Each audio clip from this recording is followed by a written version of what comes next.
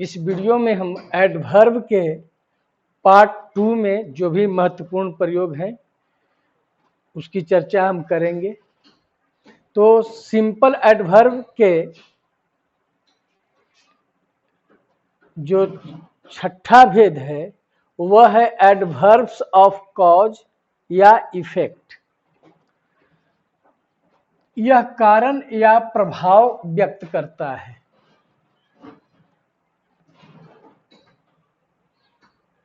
जैसे ही therefore left college, वह इसलिए जो है कॉलेज छोड़ दिया। शी इज हेंस अनेबल, वह इसलिए अनेबल है चलने में। उसका कारण बताया गया होगा पहले कि पैर में चोट लग गया होगा, ज्यादा उम्र की है। दस हिज फादर बिकेम एंग्री, तब उसके पिता क्रोधित हो गए। तो दस इसमें जो है सो एडवर्ब ऑफ कॉज हो गया। पहला वाक्य में देयरफॉर हो गया, दूसरा वाक्य में हेंस, तीसरा वाक्य में दस। Why he was so sad, यहाँ पर व्हाई का मतलब हुआ कि यही कारण है कि वह उदास था। तो यहाँ व्हाई हो गया आपका adverb of cause. So he decided to learn English, इसलिए उसने अंग्रेजी सीखने का निश्चय किया। तो इस वाक्य में सो जो है सो आपका एडवर्ब्स ऑफ कॉज या इफेक्ट है। एडवर्ब्स ऑफ अफर्मेशन या निगेशन।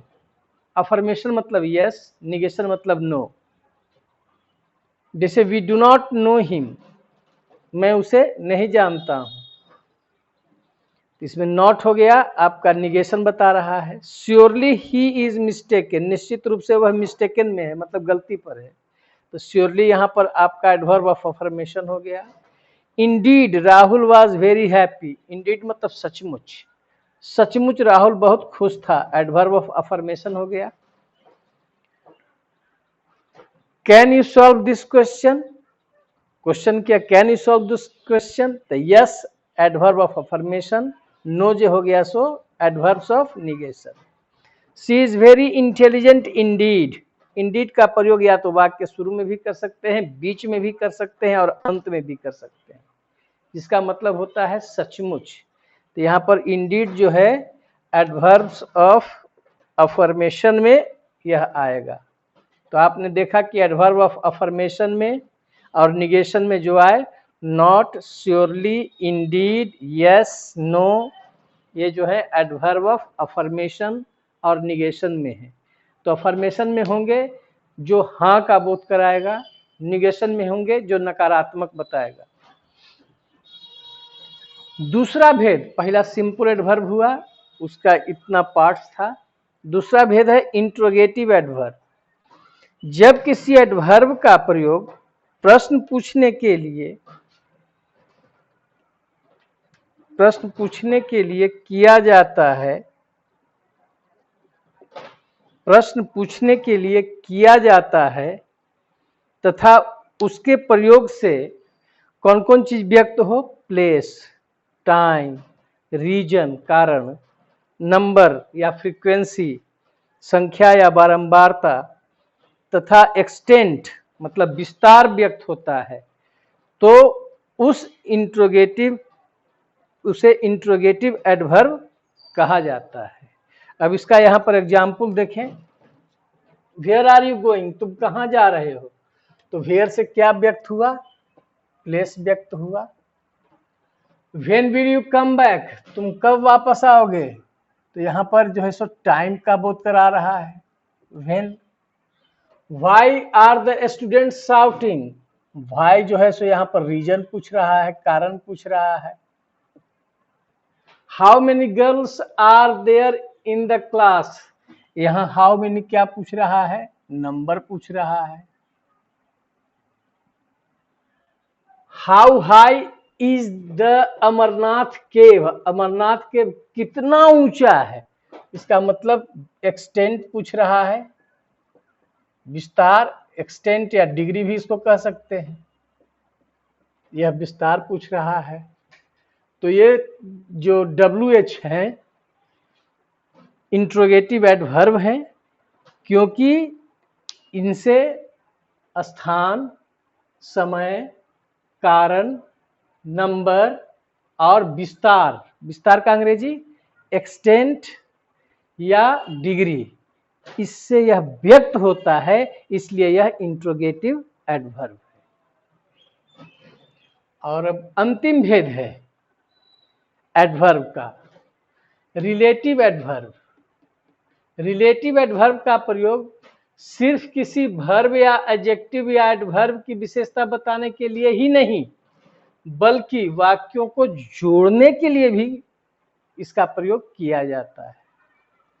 जैसे देखिए, आई रिमेंबर द टाउन, मुझे वह शहर याद है।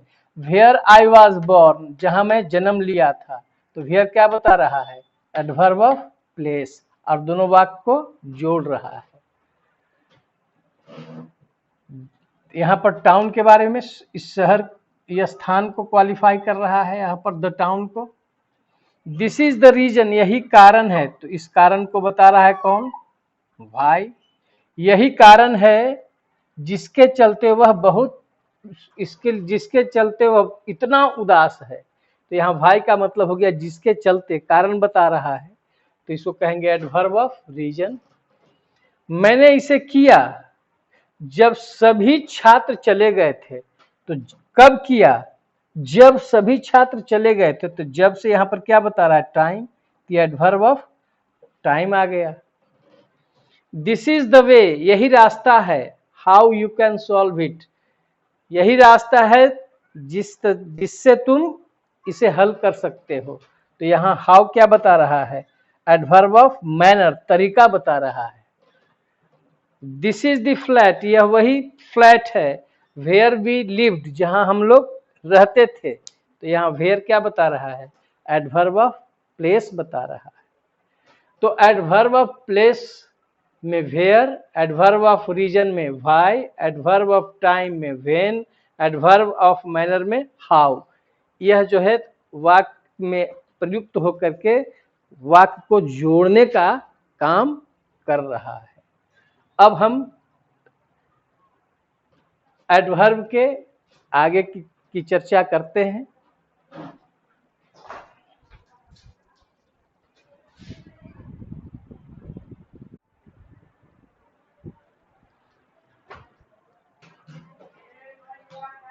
अब पोजीशन ऑफ एडवर्ब के बारे में हम देखेंगे कि एडवर्ब का पोजीशन कहाँ होता है।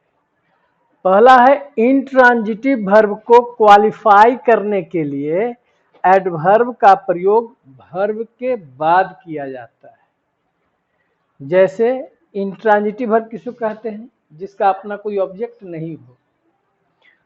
जैसे विनय लिव्स देयर, विनय वहां रहता है, तो इंट्रांजिटिव वर्ब लिव्स हो गया, और एडवर्ब वर्ब के बाद आया देयर।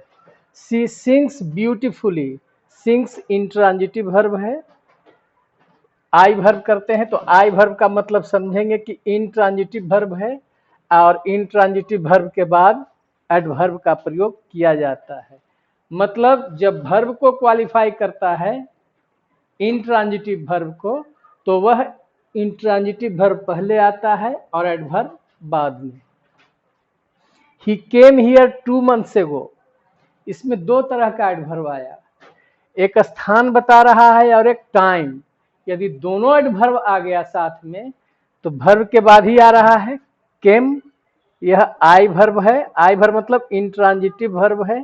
तो इसमें याद रखना है कि जब दोनों तरह का एडवर्ब आ जाए, तो स्थान वाला जो एडवर्ब है पहले आता है, टाइम वाला बाद में आता है। स्थान पहले, स्थान वाला एडवर्ब मतलब एडवर्ब ऑफ प्लेस पहले, टाइम मतलब एडवर्ब ऑफ टाइम उसके बाद आता है।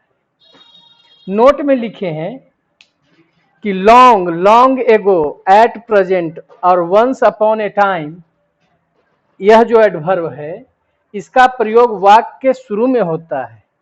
ये जो एडवर्ब आते हैं इनका प्रयोग वाक्य के शुरू में ही होता है। जैसे लॉन्ग या लॉन्ग एगो, बहुत समय पहले। देयर लिव्ड ए किंग, एक राजा रहते थे, तो इसका प्रयोग लॉन्ग या लॉन्ग एगो शुरू में आया। At present he is learning English, at present पहले आया। Once upon a time there lived a farmer, एक समय की बात है कि एक किसान रहता था। तो वंस अपॉन ए टाइम कहाँ आया? वाक्य के शुरू में। तो ये जो आपका जो एडवर्ब जो है यह वाक्य के शुरू में आता है, इसलिए इसको नोट में दिए।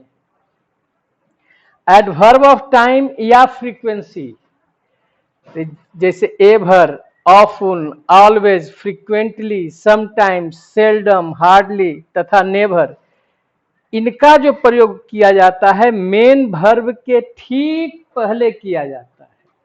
जैसे he never comes late, main verb के पहले आया never. He is always disturbing us, यहां देखिए मेन वर्ब के ठीक पहले आया है। अगर इसमें हेल्पिंग वर्ब आ गया तो हेल्पिंग वर्ब के बाद अब मेन वर्ब के ठीक पहले आया। He will soon return, will के पहले, विल के बाद और मेन वर्ब। विल कौन सा वर्ब हो गया? ए भी मतलब या एच भी, हेल्पिंग वर्ब या ऑक्सिलरी वर्ब एक ही चीज है। तो हेल्पिंग वर्ब और मेन वर्ब के बीच में आ रहा है।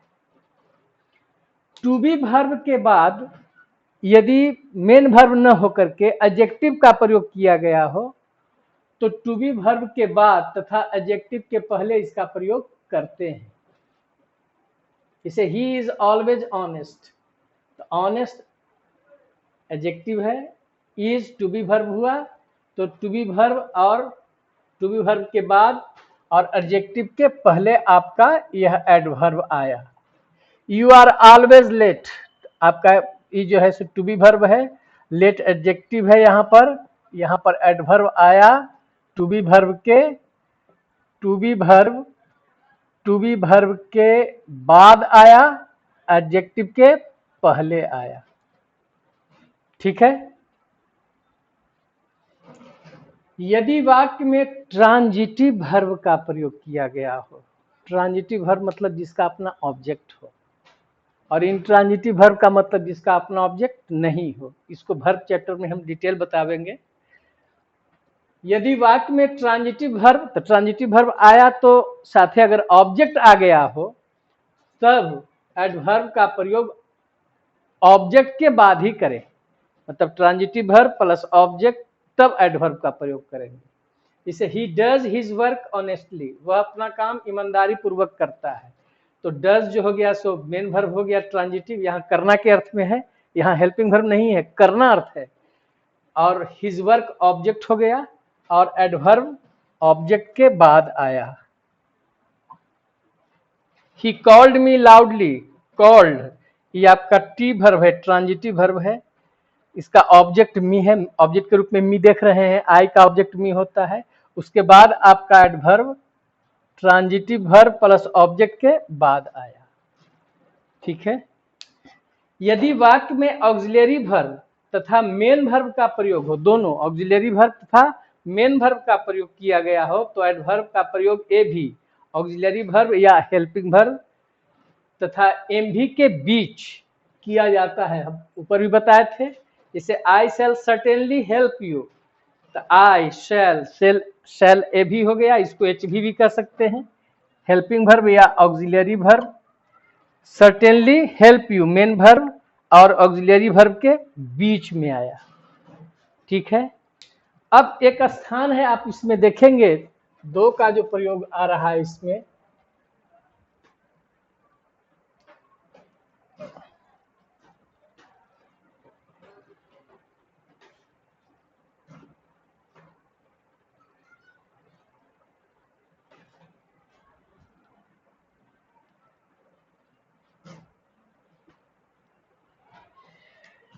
इसमें वनली,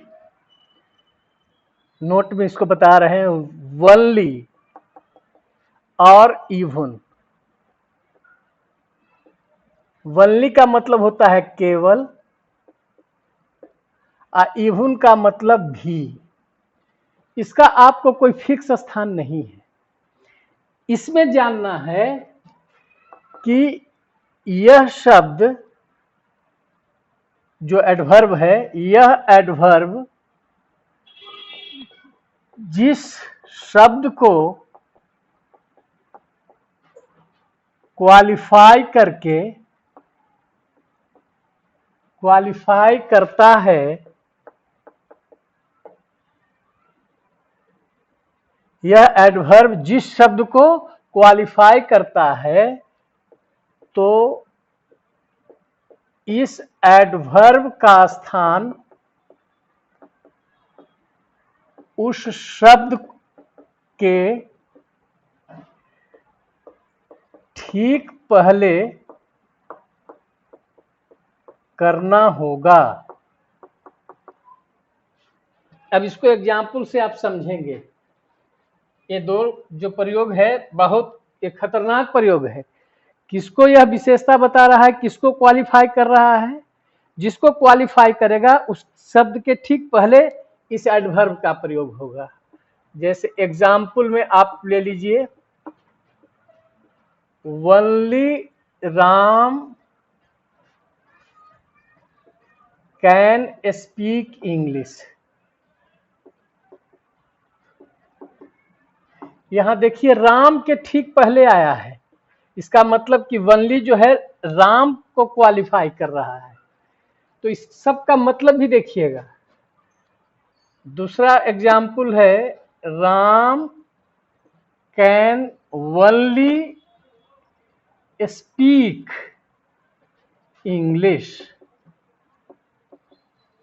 इसका मतलब कि यहां वर्ब के ठीक पहले आया है, इसका मतलब यह वर्ब को क्वालिफाई कर रहा है, यहां सब्जेक्ट को क्वालिफाई कर रहा है। और तीसरा एग्जाम्पल देखेंगे, Ram can speak only English. यहां ऑब्जेक्ट को क्वालिफाई कर रहा है, उसके ठीक पहले आया है। तो वनली और इवन में याद रखेंगे कि जिसको क्वालिफाई करेगा उसके ठीक पहले ही आएगा। तो अब वाक्य तो एक ही है, खाली वनली का स्थान जो है हमने चेंज किया है। तो स्थान चेंज होने से अर्थ में भी परिवर्तन होगा।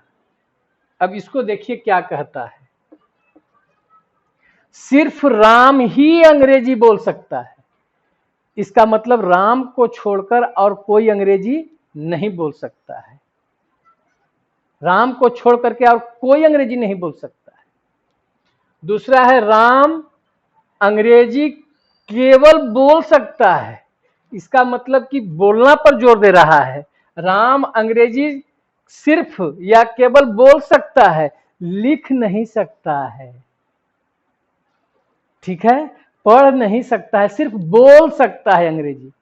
अंग्रेजी में उसका इतना ही ज्ञान है कि वह अंग्रेजी सिर्फ बोल सकता है, पढ़ा नहीं सकता है। अब Ram can speak only English, अब इंग्लिश पर यहां पर जोर दे रहा है। तब देखिए क्या इसका मतलब हुआ, राम केवल अंग्रेजी ही बोल सकता है। राम केवल अंग्रेजी ही बोल सकता है, मतलब अंग्रेजी को छोड़ करके कोई दूसरा भाषा वह नहीं बोल सकता है। तो देखिए वनली का प्रयोग जो है, स्थान परिवर्तन होने से इसका अर्थ में भी परिवर्तन हो जाता है। अब यहां पर वनली को आपने देखा, पहला प्रयोग। अब दूसरा प्रयोग, वनली को हटा करके हम लिखते हैं इवन। इवन यहां पर लिखे, पहले राम के पहले लिखे, दूसरा स्पीक में स्पीक के पहले लिखे, और तीसरा ऑब्जेक्ट इंग्लिश के पहले रख रहे हैं। सब्जेक्ट के पहले रखे इवन, वर्ब के पहले रखे और ऑब्जेक्ट के पहले रखे। तो अब इसका अर्थ देखिए कैसा चेंज होता है। क्या अर्थ होता है, इवन मतलब भी होता है। तो कहता है क्या, even Ram can speak English. और लोग अंग्रेजी बोल सकते हैं, राम भी अंग्रेजी बोल सकता है। औरों के जैसा जो है राम भी अंग्रेजी बोल सकता है। यहाँ है Ram can even speak English, कहा कि राम जो है अंग्रेजी बोल भी सकता है, बोल भी सकता है। मतलब ऐसा नहीं कि सिर्फ जानकार है, लिख सकता है, पढ़ सकता है, पढ़ा सकता है, बोल भी सकता है। उसको और ऐड कर रहा है। अब वनली जो है सो लिमिट करता है, केवल वनली क्या करता है, लिमिट, लिमिट करता है मतलब सीमित करता है। और ई क्या करता है, ऐड करता है, जोड़ता है, इवन।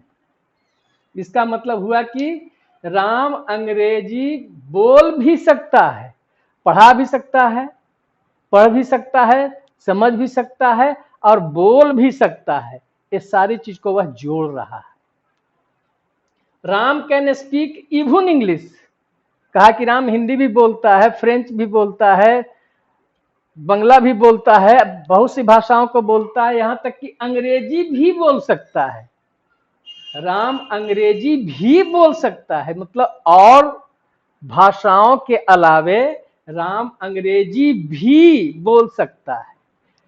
तो आपने वनली का प्रयोग क्या देखा, यह लिमिट कर देता है, सीमित, इतना ही कर सकता है। और इवन जो है और ऐड करता है, जोड़ता है, ये काम कर सकता है, ये भी काम कर सकता है। तो वनली और इवन का प्रयोग कहीं खास जो है इसके रूल में बंधा हुआ नहीं है कि यही करना है।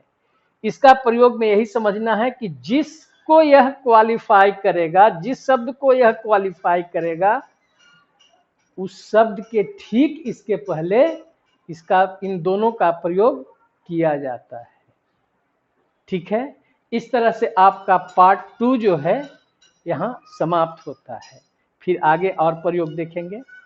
धन्यवाद।